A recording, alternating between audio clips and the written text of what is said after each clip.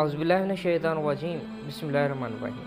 अल्लाह तबारक व तआला ने कुरान मजीद में इरशाद फरमाया है, कुल इन कुंतुम तुहिब्बूनल्लाह फत्तबिऊनी युहब्बिबकुमुल्लाहु व यगफिर लकुम ज़ुनूबकुम वल्लाहु गफूरुर रहीम।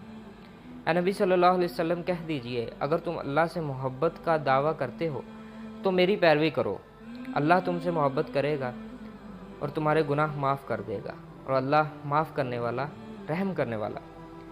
दूसरी जगह इरशाद फरमाया, व यौम याउद्दुज़्ज़ालिमु अला यदैहि यक़ूलु या लैतनी इत्तख़ज़्तु मअर रसूली सबीला। और क़यामत के दिन ज़ालिम शख्स अपने हाथों को चबा चबा कर कहेगा कि काश मैंने रसूलुल्लाह सल्लल्लाहु अलैहि वसल्लम की राह अख्तियार की होती। ये दो किस्म की आयत हमारे सामने दो किस्म की मंजर कशी कर रही है।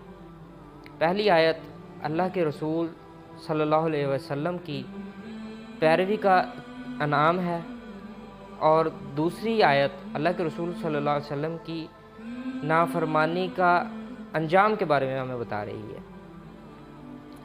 पहली आयत में अल्लाह के उन बंदों को कहा जा रहा है कि जो अल्लाह तक पहुंचना चाहते हैं और अल्लाह से मोहब्बत करना चाहते हैं, कि अल्लाह तक पहुंचने का और उसकी मोहब्बत हासिल करने का वाहिद ज़रिया अल्लाह के रसूल सल्लल्लाहु अलैहि वसल्लम है।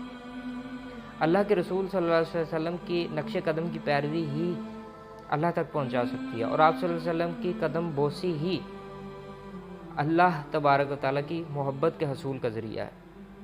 न सिर्फ अल्लाह ताला की मोहब्बत के हसूल का ज़रिया है, बल्कि अल्लाह ताला की मग़फ़िरत और रहमत का वाहिद ज़रिया भी अल्लाह के रसूल सल्लल्लाहु अलैहि वसल्लम की पैरवी है।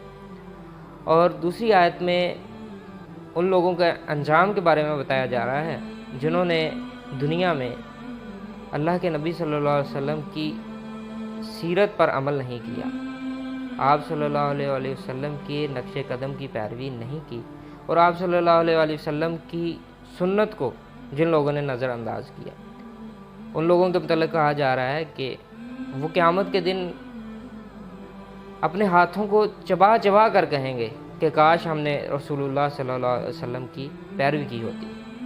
तो अब फ़ैसला हमारा है कि हमने रसूलुल्लाह सल्लल्लाहु अलैहि वसल्लम की पैरवी करनी है या आप सल्लल्लाहु अलैहि वसल्लम की नाफरमानी करनी है। इसी से एक हदीस याद आ गई कि रसूलुल्लाह सल्लल्लाहु अलैहि वसल्लम ने फरमाया कि क़यामत के दिन मेरी सारी उम्मत जन्नत में दाखिल होगी सिवाय उन लोगों के जिन्होंने जन्नत में जाने से इनकार कर दिया। सहाबा इकराम हैरान हुए, उन्होंने पूछा कि या रसूलुल्लाह, भला जन्नत में जाने से कौन इनकार करेगा? आप सल्लल्लाहु अलैहि वसल्लम ने फरमाया कि वो लोग जिन्होंने मेरी इताअत की वो जन्नत में दाखिल होंगे, और जिन्होंने मेरी इताअत नहीं की उन्होंने जन्नत में जाने से इनकार कर दिया।